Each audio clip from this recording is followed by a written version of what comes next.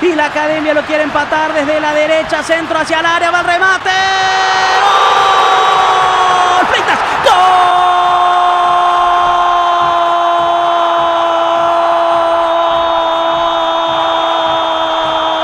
De Nacional. Fleitas empata el partido en el tramo final del mismo. Gran jugada colectiva. Guaraní replegadísimo. Hace unos minutos apareció una corrida desde la derecha. El centro y Fleitas anticipa en el primer palo. La manda adentro ante la mirada de los defensores de Guaraní y también la de Servio. Buena acción para el centro que se genera. Fleitas anticipa su marcador. Matías Martínez ganó la raya y lanzó. Fleitas definió. Nacional empata el partido.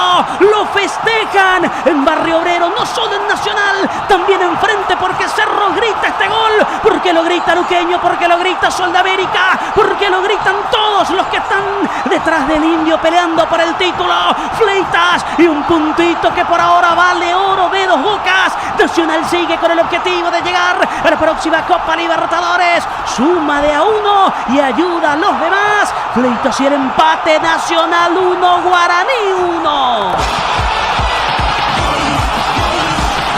Más que nunca un grito que suena fuerte y tiene mucho eco en Barrio Obrero, porque también lo celebra Cerro Porteño, que juega segunda hora frente a Libertad, porque no dio por perdido el partido el conjunto académico y porque en el fútbol hay un precepto universal que siempre está vigente. Si no la haces, hermano querido, te la terminan haciendo, Marcelito González despilfarró una ocasión inmejorable en la anterior para poner el segundo de Guaraní. Aceleraron caja, quinta, fondo, ganaron por el sector derecho para enviar el centro y allí aparece de puntina Bocajarro, anticipándose a su marcador, primereándolo a Roberto Fernández, que quedó allí atornillado sin reacción, y de esa manera de puntín David Fleitas le da la paridad a Nacional, que no se rindió, que no tiró la toalla y que termina llevándose un puntazo del Rogelio Silvino Olivieres.